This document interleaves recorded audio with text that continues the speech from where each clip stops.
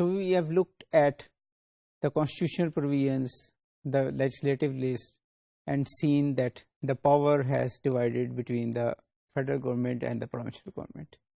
And we have seen that the power has been dominated by the federal government, and even those powers which have been constitutionally given to the provincial government have been exercised by the federal government. So the question now arises, why? Why federal government dominates? So one of the reasons of federal government dominance is British colonial legacy. So what happened in before 1947?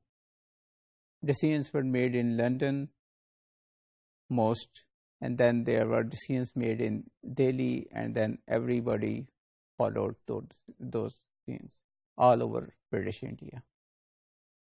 So because of this, over bureaucracy was trained in that way, that it was the center who decides and the provincial governments accept whatever has been decided by the center. So the federal government or the federal bureaucracy was trained under British. The federal bureaucracy in the times of British was called the steel frame of the empire. So they took decisions from New Delhi and London and implemented it. So there was not much power with the provinces. It was the bureaucracy and it was the empire who decided most of the social policies, if there were any before that. Another reason is during martial law, it's the army who controls. And army has a structure where there is not much army, because of how it works, the accountability goes through the top. It's a very strict hierarchy. There is no reason or there is no option of dissenting decisions.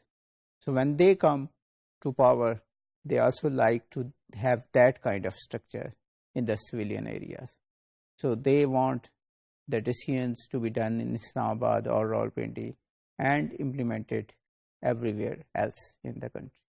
So they are, again, when you, for almost half of the history of Pakistan, there were martial laws or army generals ruling the country. So they are also in favor of centralization, in favor of federal government's dominance. So that is another reason why this happens, why provincial governments are not allowed to exercise the powers given to them by the Constitution. Then there are the international donors. So they argue, if you look at their books and literature, they argue that they are for, local empowerment and local decision making. But when they are negotiating their loans with national governments, they also want a single or a limited 2 or 3 people with which they want to interact and decide and negotiate and get it done with. So they also prefer centralization. They also want a federal government. Usually they also want a federal government to negotiate, to take the loan and then implement it across the provinces. Then, of course, if you look at it in a common sense way, it also feels that when there is only one decision maker, it's the decision making is going to be easy, and then implementing that decision will be more efficient and effective because there is only one decision maker. So he or she decides, and then so there are no different centers of power. So it's not that one minister is saying something else and the secretary is saying something else and the provincial secretary is saying something else. So it's logically, or in a common sense, we feel that if there are fewer decision makers, the decision making will be more easy and efficient.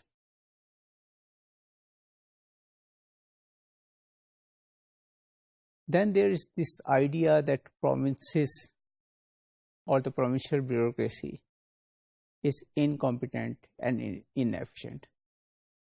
So the federal government, the federal bureaucracy argues that we want to give power to the provinces.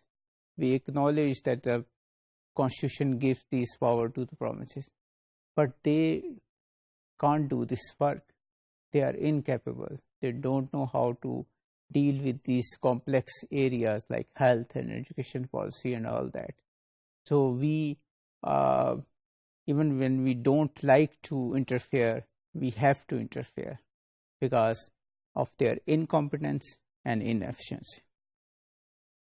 But this is not always true.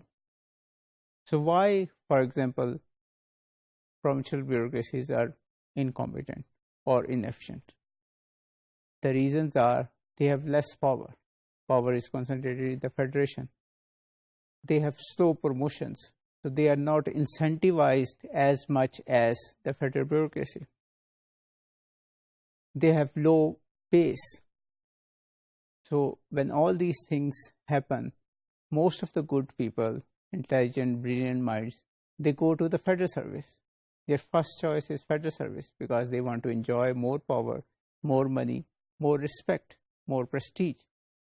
So only those people remain in the provincial services who are less efficient or less effective. So if you change the dynamics, maybe provincial governments can be more effective. If you give them more power, provincial bureaucracies, and better service prospects, more privileges, more perks, comparable to federal bureaucracy, maybe they will work in a better way. So if you want to transfer power from federal government to provincial government in case of social policies, you have to break the hold of federal bureaucracy, which it has all over Pakistan. So it's the federal bureaucracy which controls not only the federal government, but also the provincial governments. The chief secretary of a province, which is the most important bureaucrat, is almost always, in all the 4 or 5 provinces we have, belongs to the federal government. It's very rarely you can count on fingers of one hand when a provincial civil servant or bureaucrat has been appointed as a chief secretary. Even when the provincial bureaucrats serve in the same province for 30-35 years, they are never given this opportunity to become the secretary or chief secretary of their own province. They are not given the training, the tools, the power to do that. So if you look at the current provincial secretaries, the current provincial government in Punjab, there are 30 plus departments, and almost all of them are headed by the federal government officer. So the chief secretary is from the federal government. The additional chief secretaries, most of them are from the federal government. The chairman PND is from the federal government. The almost 90% of the secretaries of the departments, 30 plus departments, are from the federal government. So, of course, the federal government dominates that decision making.